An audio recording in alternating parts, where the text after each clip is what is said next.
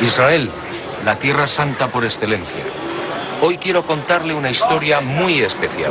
En realidad un puñado de pequeñas, grandes historias con un denominador común. Mi querido y admirado Jesús de Nazaret. Cabe la posibilidad de que algunas de estas historias no sean de su agrado, incluso que le escandalicen. Si su mente no está definitivamente abierta, por favor cambie de canal. Por el contrario, si practica usted el saludable ejercicio de la duda, entonces sígame.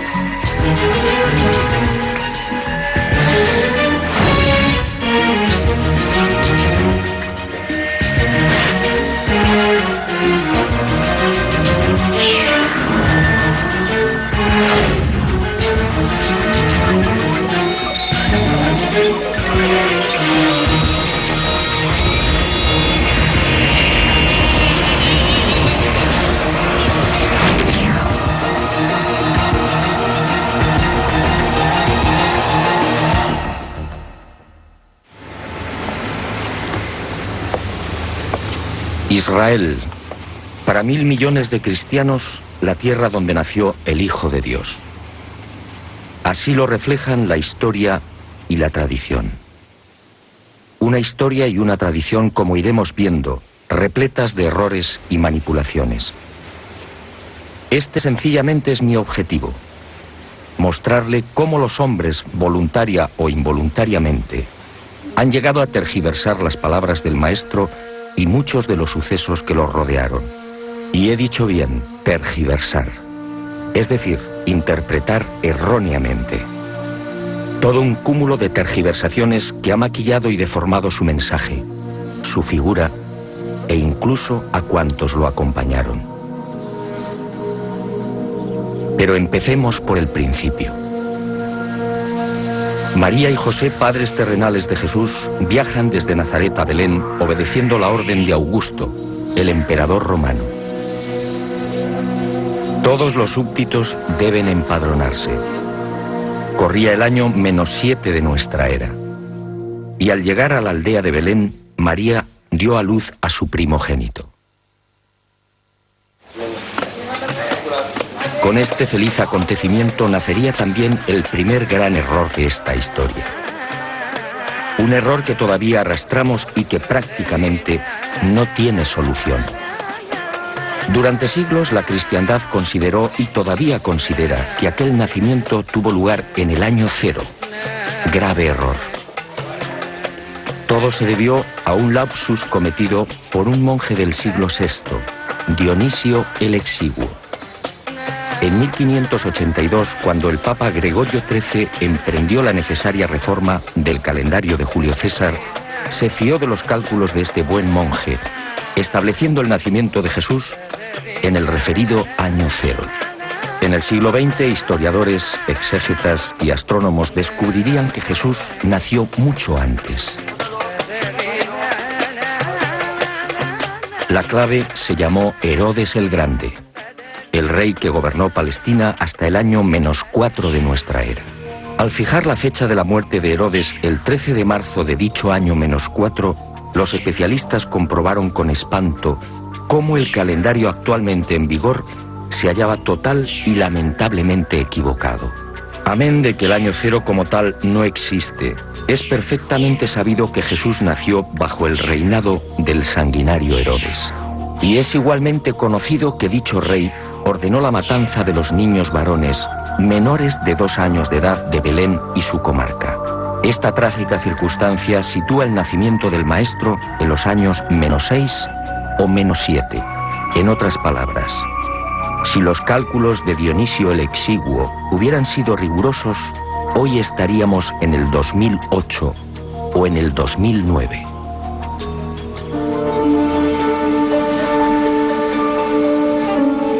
Segundo gran error, aunque la palabra correcta sería manipulación. Jesús de Nazaret tampoco nació en diciembre. En esta ocasión, el invento procede del siglo IV o quizá del V. Cuando se investigan las condiciones meteorológicas de Belén, salta a la vista que entre noviembre y marzo resultan tan crudas que ningún pastor se arriesga a conducir sus rebaños por las colinas próximas. Las temperaturas pueden descender hasta 5 y 10 grados bajo cero. Pero hay más. En aquel tiempo, cuando José y María viajaron hasta Belén, este tipo de desplazamientos, a pie o con animales, se desarrollaba siempre en época seca, jamás en temporada de lluvias. José y María, por tanto, tuvieron que llegar a Belén entre mayo y octubre.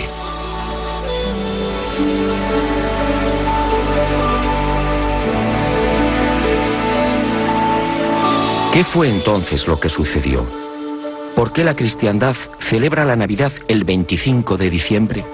Muchos siglos antes del nacimiento del Hijo del Hombre, los pueblos mesopotámicos, egipcio y finalmente el Imperio Romano tenían la costumbre de celebrar una fiesta llamada Diualia. Arrancaba el 21 de diciembre, conmemorando el alargamiento de los días o la victoria del sol. A partir de esa fecha, en efecto, el sol vence y las jornadas diurnas se alargan progresivamente.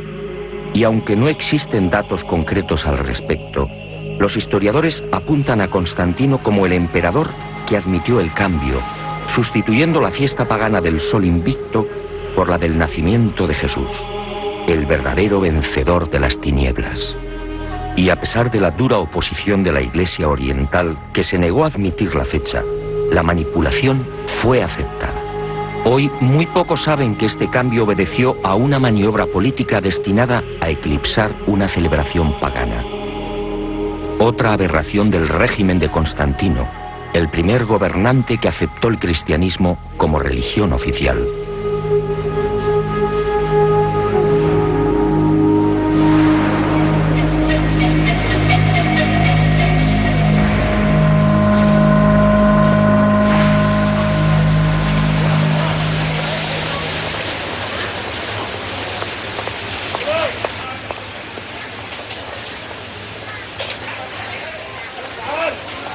Y usted se preguntará, ¿cuándo deberíamos celebrar la Navidad?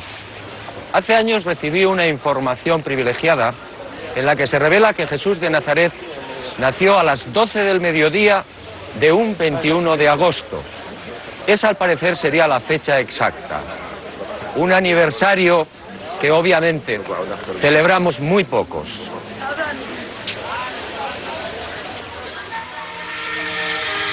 Tampoco la célebre estrella de Belén se ha visto libre de errores y tergiversaciones. Primero fueron los teólogos.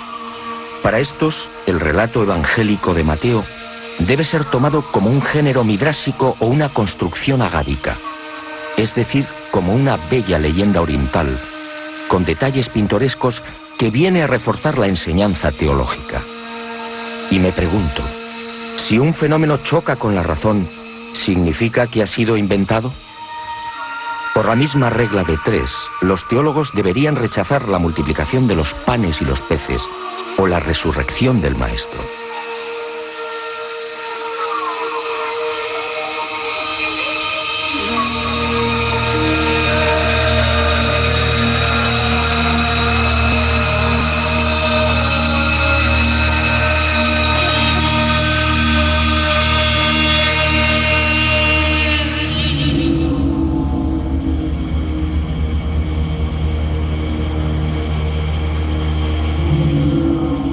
Después, a la miopía de los teólogos se sumó la de los astrónomos. Durante un tiempo, basándose en las ideas de Orígenes, la estrella que condujo a los magos fue explicada con la hipótesis de un cometa. Y en 1603, Kepler aportó otra teoría astronómica que sigue en vigor. El 17 de diciembre de aquel año, el famoso astrónomo se encontraba junto al río Moldava, en Praga. Esa noche, Júpiter y Saturno se hallaban muy próximos entre sí. Kepler estudió la conjunción de ambos planetas y, basándose en el relato del rabino Abarbanel, dedujo que aquella era la señal que guió a los magos hasta Belén. Kepler tenía razón a medias. Los actuales cálculos astronómicos han demostrado que en el año -7, en efecto, se registró una triple conjunción o aproximación de Júpiter y Saturno. La primera el 29 de mayo, y fue visible durante 2 horas. La segunda el 3 de octubre y también en la constelación de los peces. La última el 4 de diciembre. Pero Kepler, como digo, acertó a medias. Jesús efectivamente nació en el año -7 de nuestra era, pero en época seca, es decir, en verano.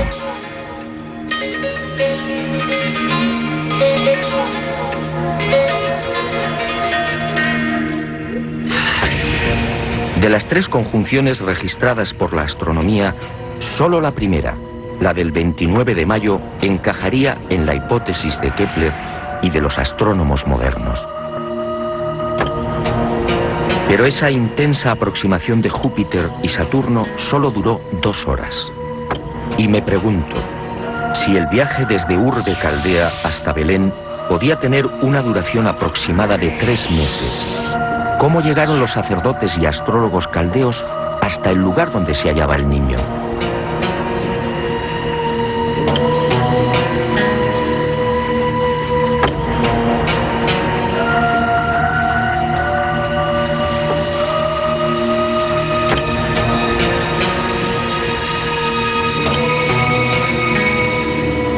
Las explicaciones que defienden los astrónomos, meteorito, cometa o conjunción planetaria, no resisten un análisis científico.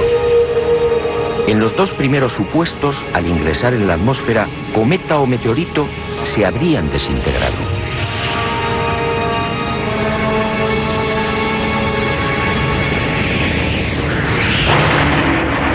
En el caso de una conjunción, como hemos visto, la duración de la misma es mínima. Además, ¿qué clase de conjunción podría guiar a los magos si el viaje, como era habitual en aquel tiempo, se desarrollaba de día?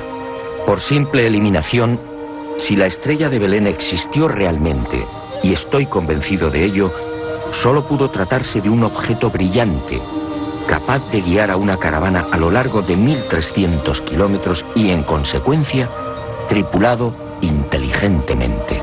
Como decía el maestro, quien tenga oídos, que oiga.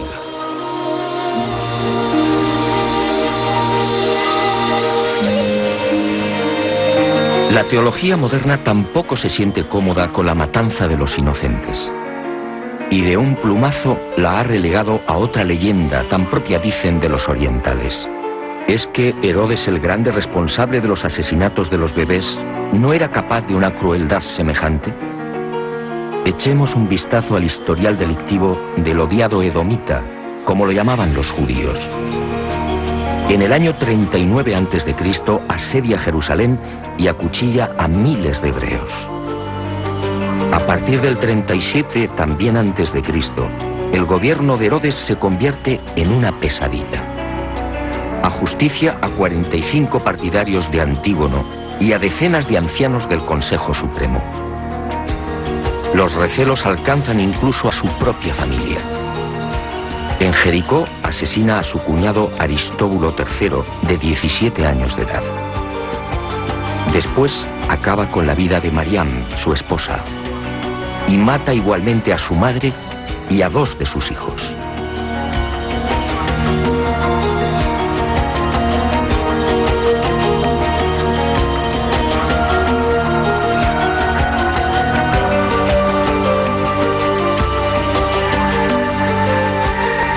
Herodes, por supuesto, era capaz de un infanticidio y de mucho más.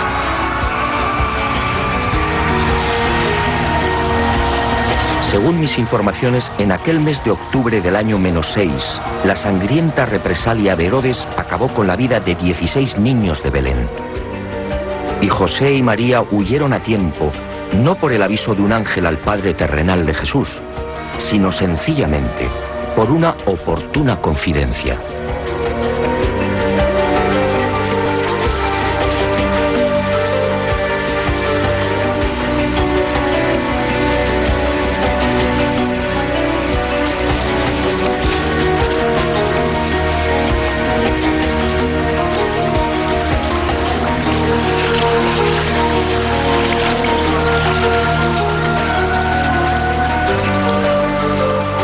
Los escritores sagrados apenas hacen mención de la estancia de José y María en la ciudad egipcia de Alejandría.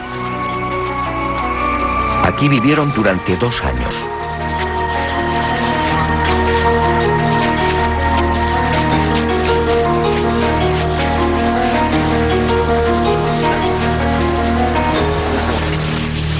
Y poco faltó para que la familia se quedara definitivamente en Egipto.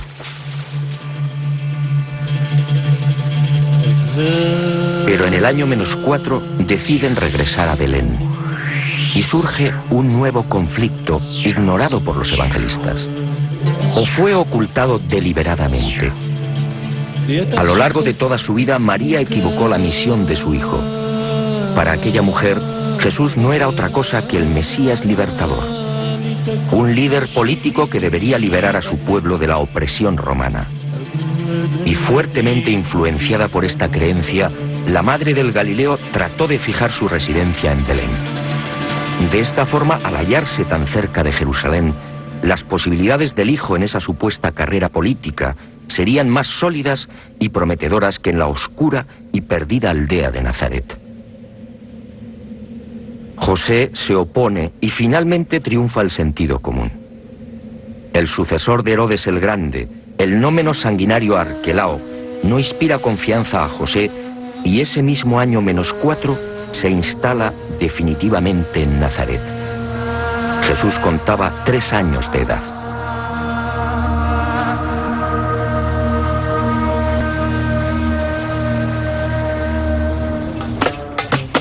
Y la historia y la tradición vuelven a escamotearnos otra decisiva etapa en la vida terrenal de Jesús de Nazaret.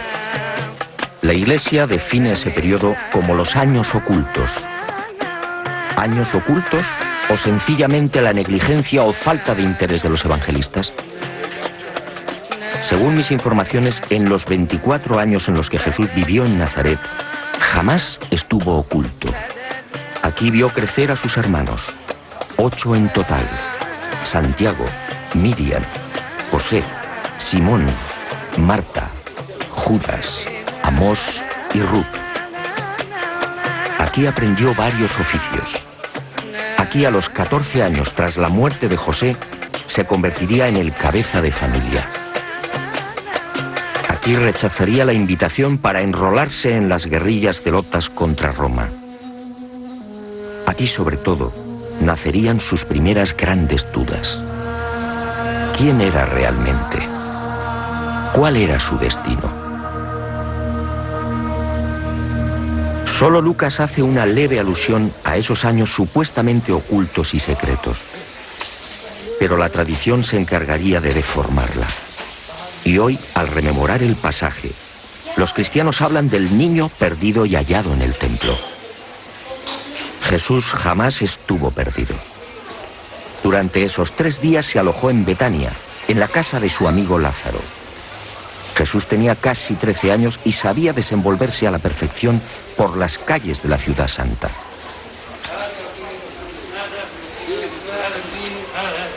Y en este cúmulo de errores y despropósitos, algunos exégetas y teólogos van más allá. Y afirman que Jesús en realidad era analfabeto. Y justifican la afirmación porque no dejó escritos. El infundio resulta patético. Está claro que Jesús sabía arameo galalaico, su lengua natal, y también hebreo bíblico. De lo contrario, no hubiera podido leer en las sinagogas. En aquel tiempo, además, la enseñanza era obligatoria para los varones a partir de los 5 años. Y se aprendía a leer justamente con las Sagradas Escrituras. Pero el maestro dominaba igualmente la koiné, el griego internacional utilizado por viajeros y comerciantes. Esa probablemente fue la lengua en la que conversó con Poncio Pilato. El que no dejara escritos de su puño y letra, al igual que tampoco dejó descendencia ni resto alguno de su cadáver, obedece a otra singular circunstancia. Una opción personal de Jesús que nos llevaría muy lejos y que quizá algún día me decida a contar.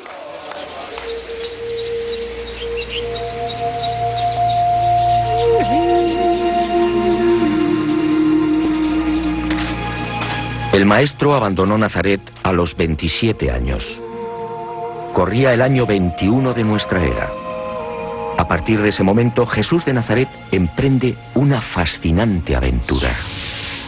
El sueño de su vida, viajar. Según mis noticias, durante un primer año, el maestro, siempre de incógnito, se embarca en una apasionante gira por el Mediterráneo y parte de Oriente. Tras visitar Jope y Cesarea, se dirige por mar hacia la ciudad egipcia de Alejandría. Aquí permanece un tiempo. Visita la célebre biblioteca y contempla las pirámides de Giza. He aquí otra imagen desconocida del Hijo del Hombre. Jesús al pie de las imponentes construcciones faraónicas. De Alejandría navega hacia Creta y de allí a Cirene y Cartago. Jesús se mezcla con los hombres, los observa, aprende de ellos y de Cartago pone rumbo a Malta.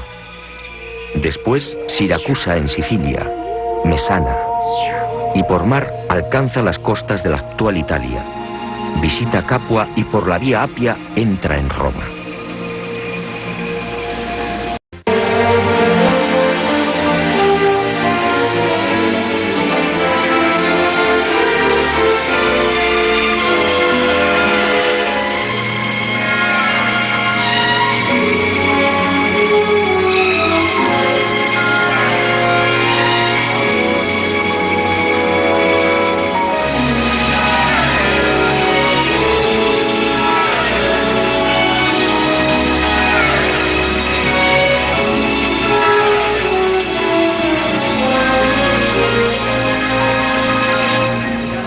Nadie imagina hoy a Jesús de Nazaret caminando o sentado en las gradas de este formidable Coliseo romano.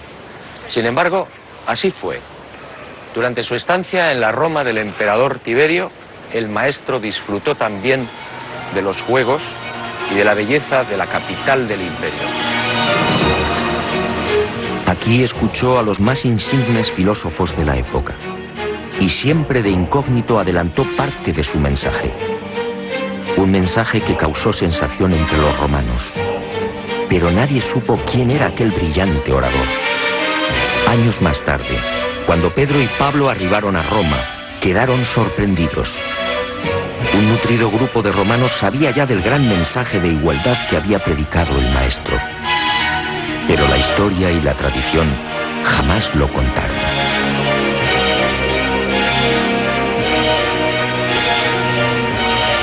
De Roma, Jesús de Nazaret se trasladó a Tarento y desde allí prosiguió a Corinto y Atenas. En la capital de la ciencia y el arte, el maestro siguió escuchando y observando e hizo una advertencia clave. La ciencia nunca podrá demostrar la existencia del alma. El intenso periplo continuó hacia Éfeso, Rodas y Chipre. Y la aventura del maestro por el Mediterráneo, el gran foco cultural y económico de aquel tiempo, cambió de rumbo. De Chipre navegó a la ciudad siria de Antioquía y desde aquí por tierra se adentró en el oriente. Visitó Sidón, Damasco, Ur de Caldea, Babilonia, Susa y Charax. Finalmente regresaría a Nazaret.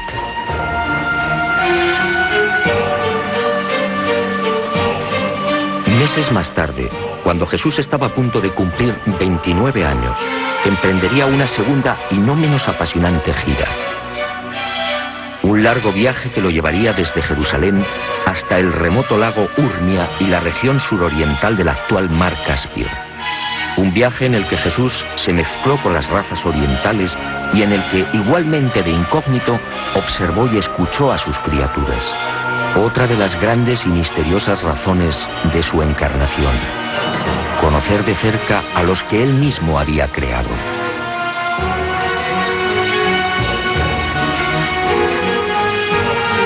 Y llegó el momento culminante en la vida terrenal del Hijo del Hombre.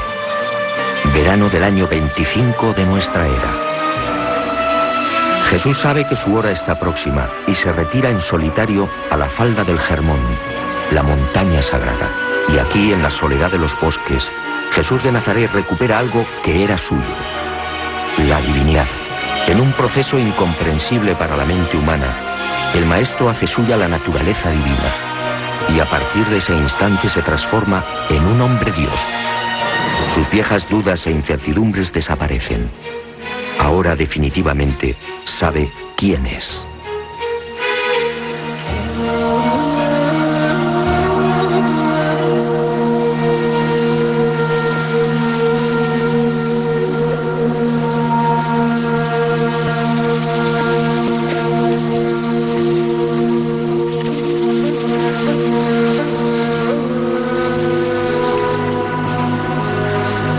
Inexplicablemente, ese histórico momento en el Hermón fue silenciado.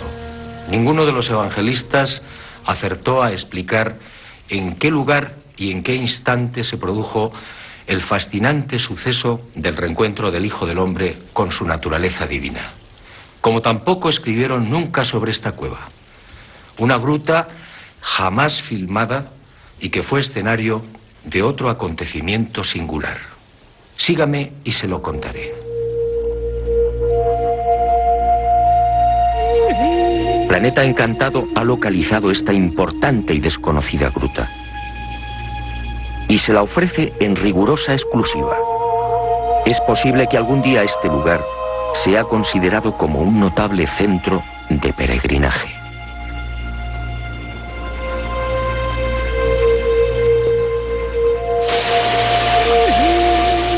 Ocurrió el 14 de enero del año 26. El hombre Dios caminó hasta el río Jordán en las cercanías de la ciudad de Pela, al norte de la actual Jordania.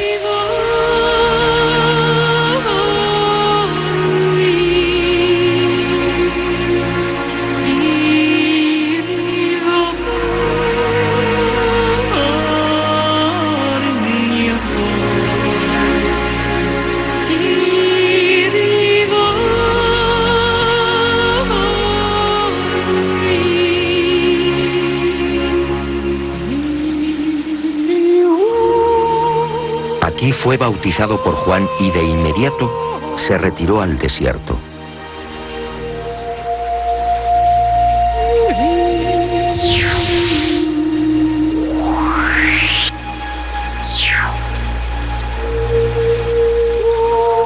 Y durante 40 días, dicen los evangelistas, ayunó y permaneció en soledad. Y cuentan que fue tentado por el diablo. Nuevo error. Mejor dicho, nuevos errores.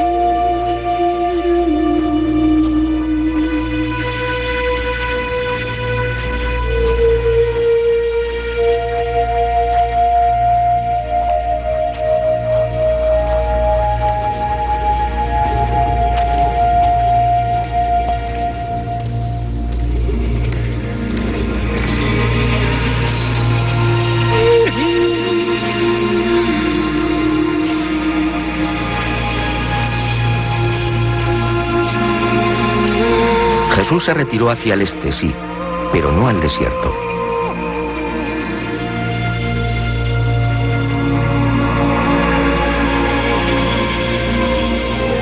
En aquel tiempo, el lugar elegido por el Maestro era una sucesión de suaves colinas a 4 kilómetros escasos de Pela y repletas de olivos y huertos. Y tampoco ayunó. Esos 40 días transcurrieron en las cercanías de una aldea, Bet-Iz, hoy desaparecida. El Maestro convivió con sencillos beduinos. Desde la cueva que le sirvió de refugio, se alejaba cada día hasta la soledad de los olivares.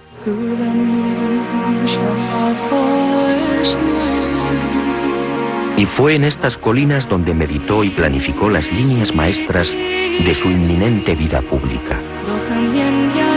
Aquí tomó importantes decisiones sobre lo que debía hacer y lo que debía evitar. También aquí en el Mar Muerto y en sus proximidades sucedió algo que nunca fue contado. Concluido el retiro de los 40 días en la cueva de Pella, Jesús regresó a la Galilea. Y el hombre que lo había bautizado continuó predicando. 5 meses más tarde, el 12 de junio del año 26, Juan el Bautista fue detenido por los soldados de Herodes Antipas y encerrado en las mazmorras de Maqueronte, uno de los palacios de verano del tetrarca. Aquí, en este lugar abrasador y desolado, el Bautista permaneció año y medio. Finalmente, el 10 de enero del año 28, Antipas le corta la cabeza y se la ofrece en una bandeja a Salomé, la hija de Herodías.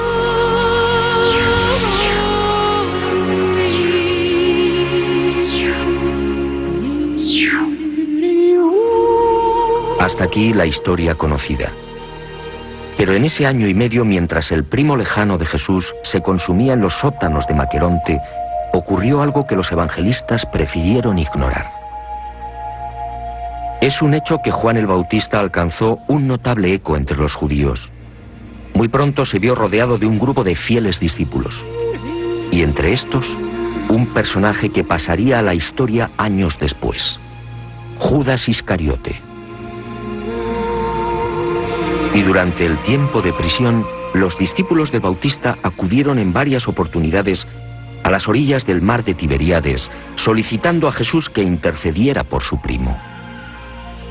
Uno de esos hombres fue Judas, pero el maestro no movió un dedo en favor del Bautista. Y surgieron conflictos entre los primeros discípulos del Galileo y los seguidores de Juan. Conflictos y disputas que se prolongarían incluso después de la muerte del anunciador. He aquí una de las razones que alimentaría de antiguo el resentimiento de Judas hacia el maestro. Nada de esto fue contado, quizá para no dañar la imagen de Jesús o quizá la del Bautista.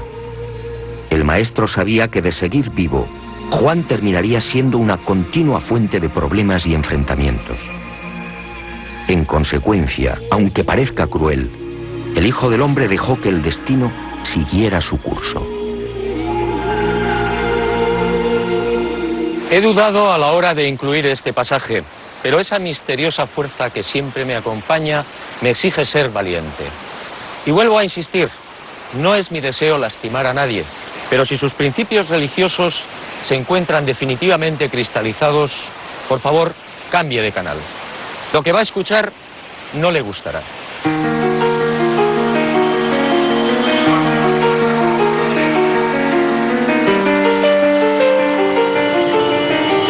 Fue aquí, en este hermoso lugar, donde el evangelista sitúa la supuesta fundación de la Iglesia. Y he dicho bien, supuesta. Mateo dice: Y yo a mi vez te digo que tú eres Pedro, y sobre esta piedra edificaré mi iglesia, y las puertas del infierno no prevalecerán contra ella. A ti te daré las llaves del reino de los cielos, y lo que ates en la tierra quedará atado en los cielos, y lo que desates en la tierra quedará desatado en los cielos. Extraño, sí. ¿Fundó Jesús una iglesia? De haber sido así, millones de seres humanos habrían quedado al margen de su mensaje y de la esperanza. No, este no era el estilo ni el pensamiento del Hijo del Hombre. Las palabras del Maestro en este lugar fueron otras. No se dirigió a Pedro, sino a los 12, y dijo: Yo os declaro que sobre vuestros corazones edificaré la hermandad espiritual del reino de los cielos, y sobre esta roca espiritual levantaré el templo de las realidades eternas del reino de mi Padre. Ninguna fuerza prevalecerá contra esta fraternidad espiritual. Después de la resurrección de Jesús de Nazaret, Pedro sería elegido líder indiscutible de la naciente organización. Y alguien Al redactar los evangelios, reafirmó el liderazgo falseando el pensamiento y las palabras del Maestro. Y nació la Iglesia Católica, un invento humano. 1.000 millones de personas engañadas por la historia y la tradición.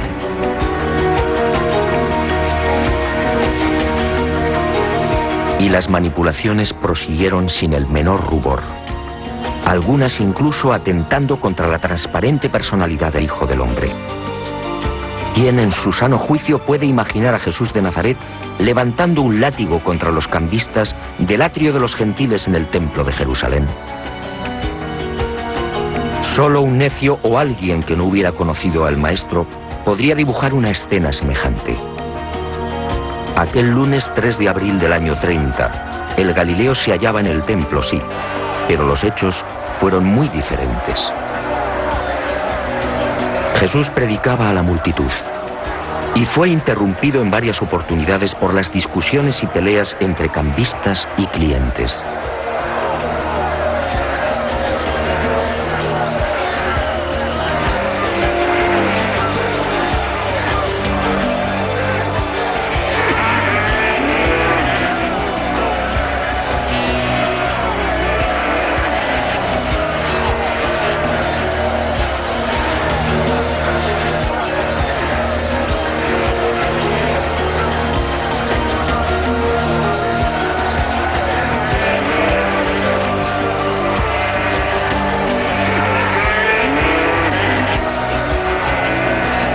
Fue entonces cuando el Hijo del Hombre, decidido, abrió las puertas de los corrales en los que se guardaba el ganado para los sacrificios de la Pascua.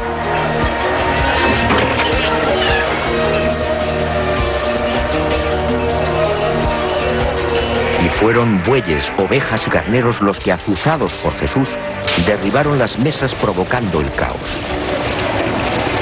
Un desastre, por cierto, aplaudido por buena parte del pueblo judío, que no veía con buenos ojos aquel injurioso comercio en la casa de Dios.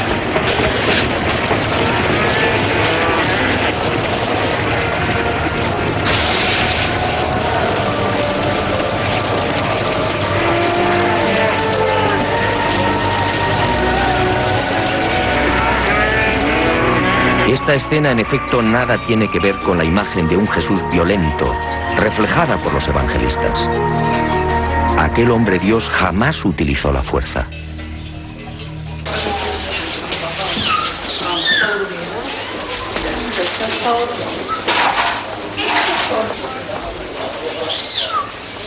Los errores y tergiversaciones de la historia y de la tradición salpicaron también la pasión y muerte del Nazareno. Escenas como estas son habituales en las calles de la vieja Jerusalén. Los peregrinos, sin embargo, no saben que la Vía Dolorosa es otro invento humano. Jesús, camino del Calvario, no cruzó la ciudad. La presencia junto al Hijo del Hombre de dos celotas o terroristas, mal llamados ladrones, obligó a los romanos a desviar la comitiva.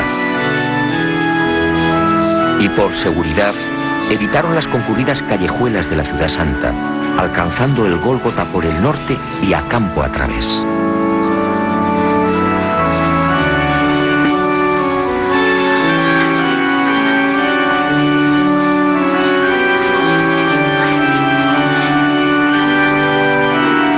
¿Y qué decir del Gólgota, actualmente venerado en la Basílica del Santo Sepulcro? Cualquier especialista medianamente informado sabe que este lugar no fue el de la crucifixión. La tradición, una vez más, no fue rigurosa. El nuevo invento arranca en el año 328. Santa Elena, madre del emperador Constantino, encuentra 3 cruces en este paraje. Y la mujer deduce que se trata del Calvario. Después, toda una pléyade de sabios y padres de la Iglesia bendice el dudoso hallazgo de Santa Elena.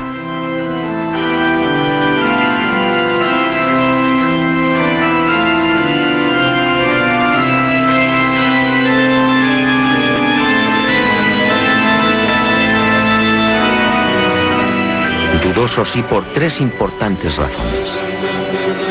En primer lugar, porque el Hijo del Hombre y los celotas no cargaron las cruces completas. Solo los patibulum, es decir, los maderos transversales.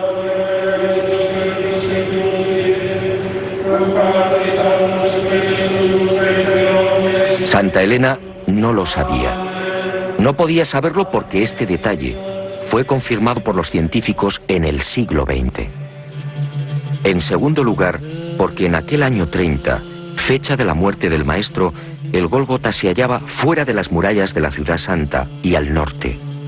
Si observamos un mapa de aquel tiempo, es fácil comprobar que la actual ubicación del Calvario resulta totalmente artificial. De acuerdo a las bien intencionadas pero erróneas directrices de Santa Elena, la basílica que encierra el Gólgota y el Santo Sepulcro fue levantada a casi 1 kilómetro del punto exacto donde fue crucificado el Galileo.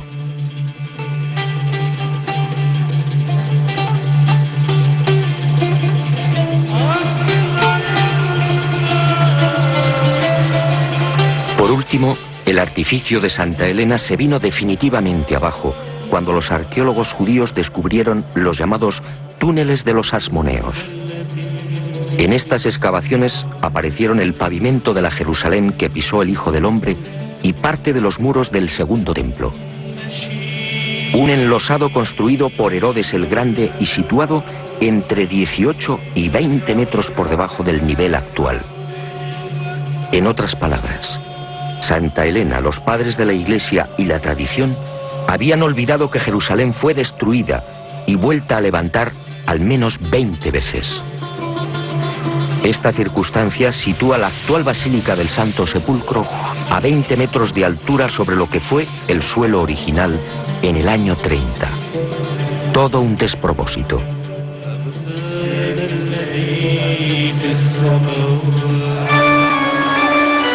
Pero todo esto en realidad poco importa. Los más que supuestos santos lugares de Israel se han convertido en una mina de oro. Un simple dato. La familia árabe Museiba, propietaria del Santo Sepulcro, y las confesiones religiosas que lo custodian, reciben cada mes alrededor de $1 millón en concepto de limosnas y donaciones.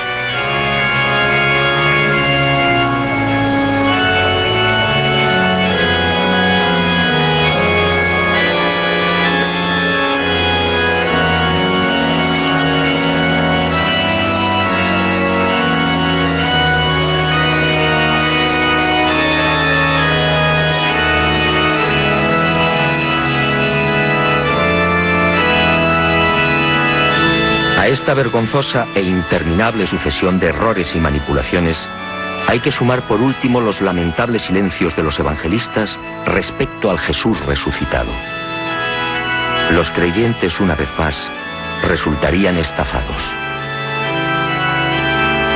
Los textos supuestamente sagrados apenas relatan 4 apariciones del Maestro después de su muerte.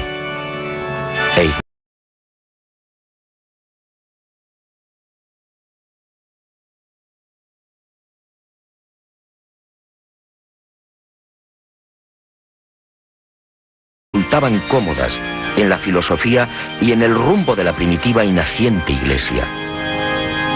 Veamos 2 ejemplos muy ilustrativos.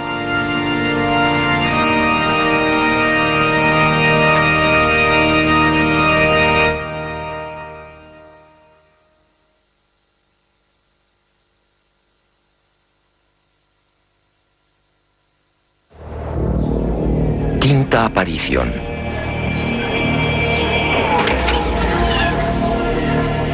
El Maestro se presenta ante María Magdalena y otras 24 mujeres.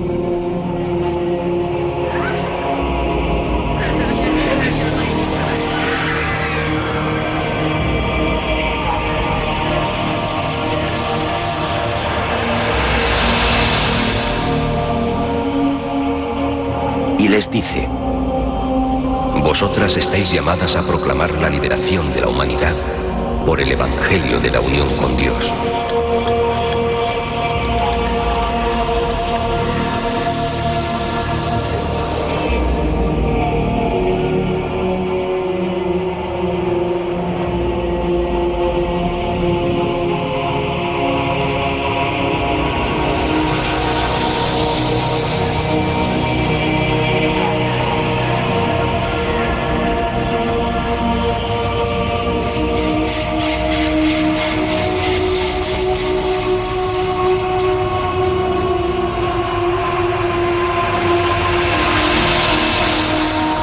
¿Mujeres proclamando la buena nueva?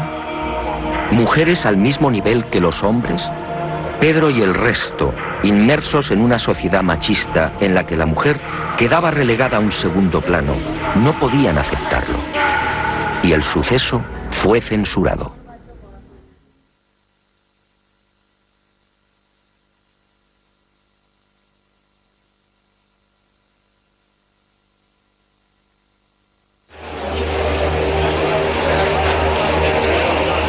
Aparición número 12. Testigos 80 griegos y judíos.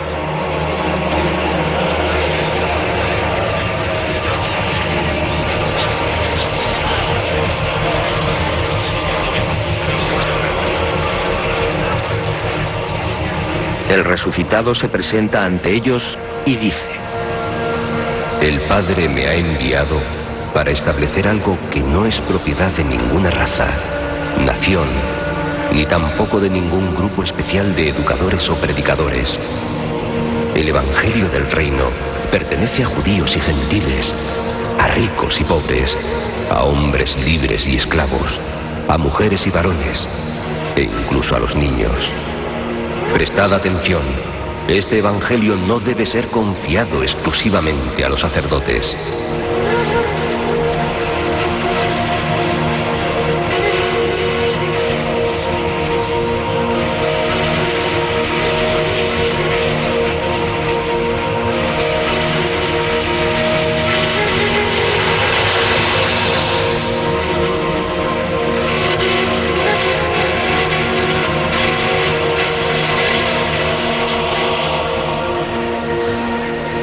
Sobra todo comentario.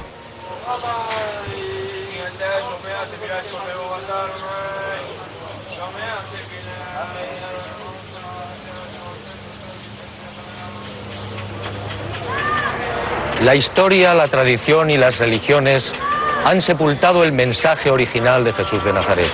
Un mensaje tan sencillo como revolucionario y esperanzador. Un mensaje que dice: todos somos hijos del buen Dios. Un Dios que no castiga, que no lleva las cuentas y que nos ha regalado la inmortalidad. Y el mensaje concluye: hijos del buen Dios y por tanto, físicamente hermanos.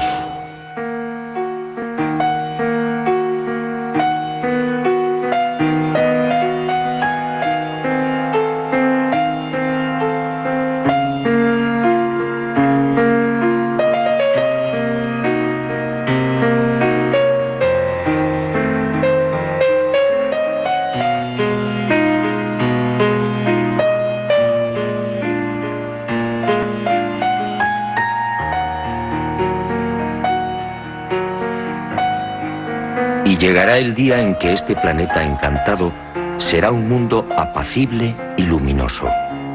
Un mundo sin templos, dogmas ni divisiones.